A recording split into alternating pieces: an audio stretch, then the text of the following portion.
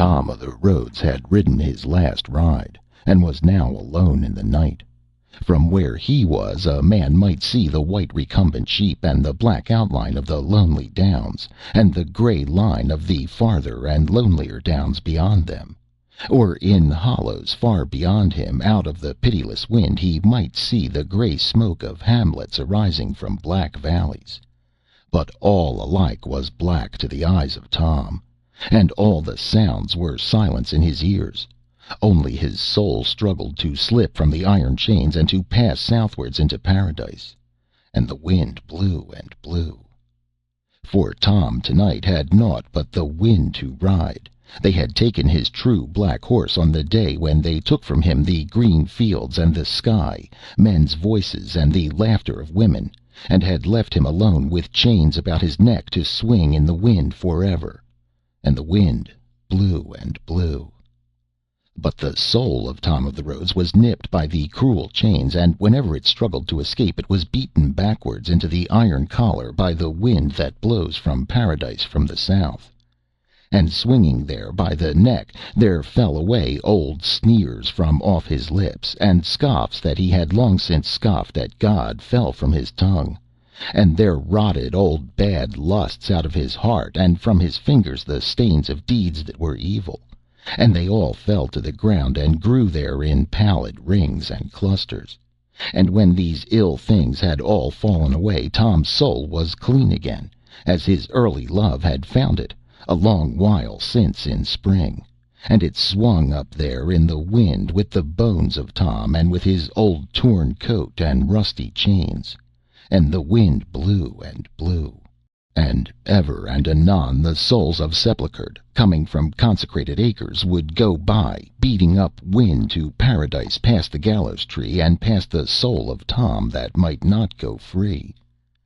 Night after night Tom watched the sheep upon the downs with empty hollow sockets, till his dead hair grew and covered his poor dead face, and hid the shame of it from the sheep. And the wind blew and blew. Sometimes on gusts of the wind came someone's tears, and beat against the iron chains, but could not rust them through, and the wind blew and blew.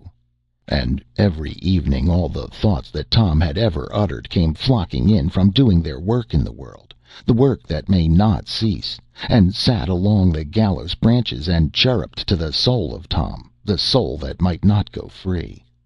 All the thoughts he had ever uttered. And the evil thoughts rebuked the soul that bore them, because they might not die. And all those that he had uttered the most furtively chirruped the loudest and the shrillest in the branches all the night.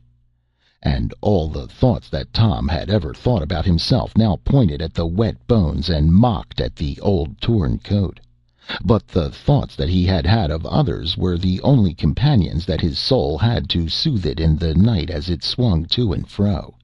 And they twittered to the soul, and cheered the poor dumb thing that could have dreams no more, till there came a murderous thought and drove them all away.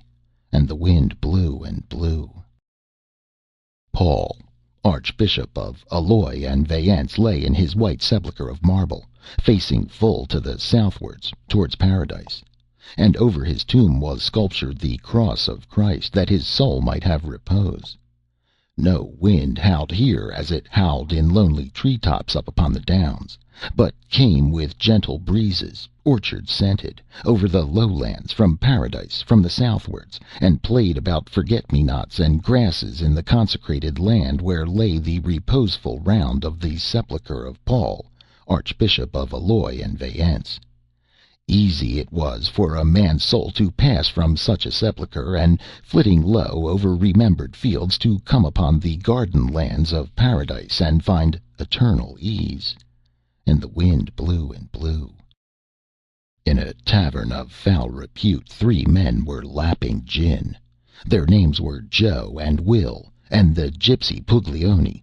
None other names had they, for of whom their fathers were they had no knowledge, but only dark suspicions.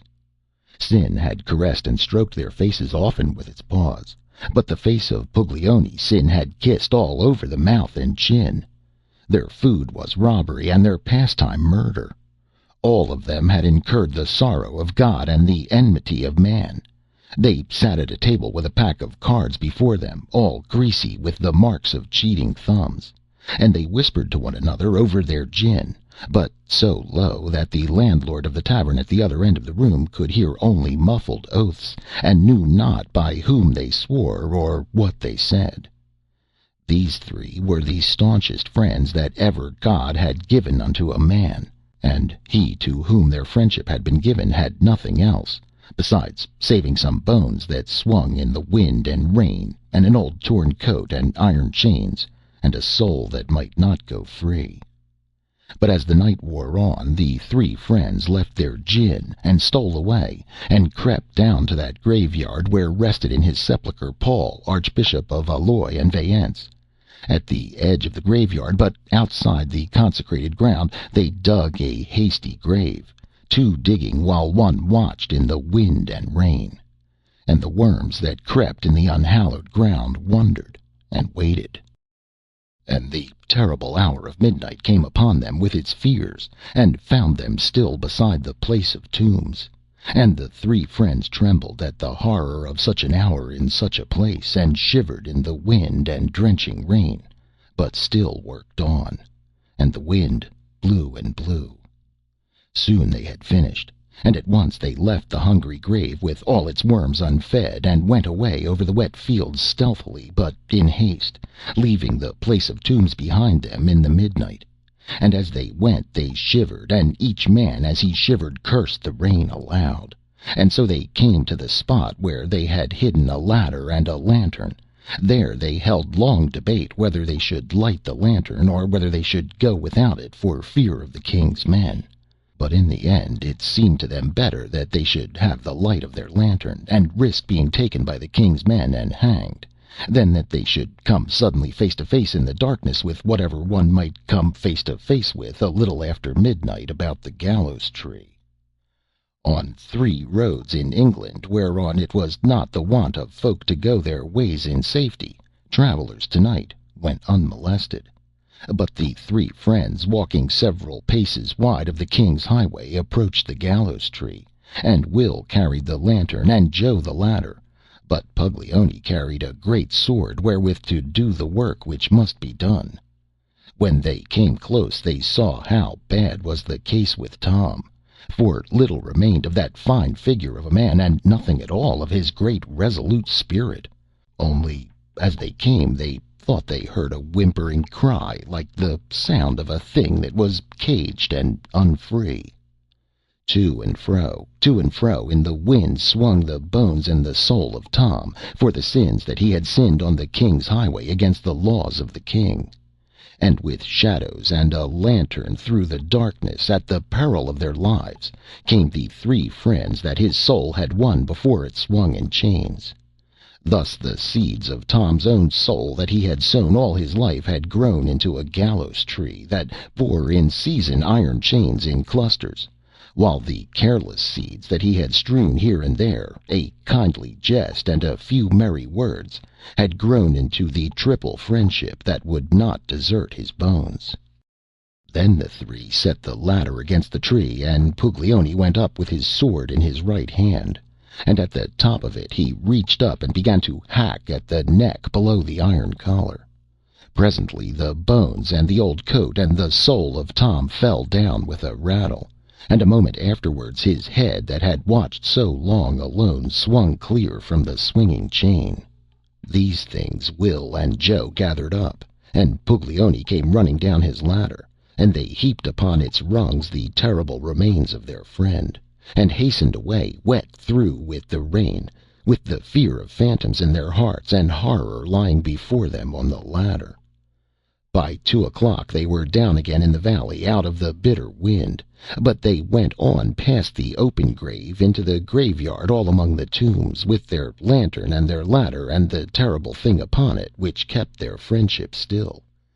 Then these three that had robbed the law of its due and proper victim still sinned on for what was still their friend, and levered out the marble slabs from the sacred sepulchre of Paul, archbishop of Alois and Vayence, and from it they took the very bones of the archbishop himself, and carried them away to the eager grave that they had left, and put them in, and shovelled back the earth.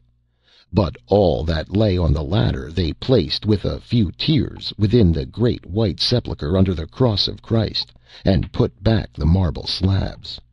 Thence the soul of Tom, arising hallowed out of sacred ground, went at dawn down the valley, and lingering a little about his mother's cottage and old haunts of childhood, passed on, and came to the wide lands beyond the clustered homesteads.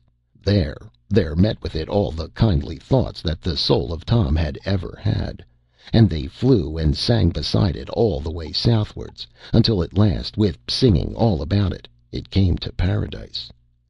But Will and Joe and the gypsy Puglioni went back to their gin, and robbed and cheated again in the tavern of foul repute, and knew not that in their sinful lives they had sinned one sin at which the angels smiled. End of The Highwaymen.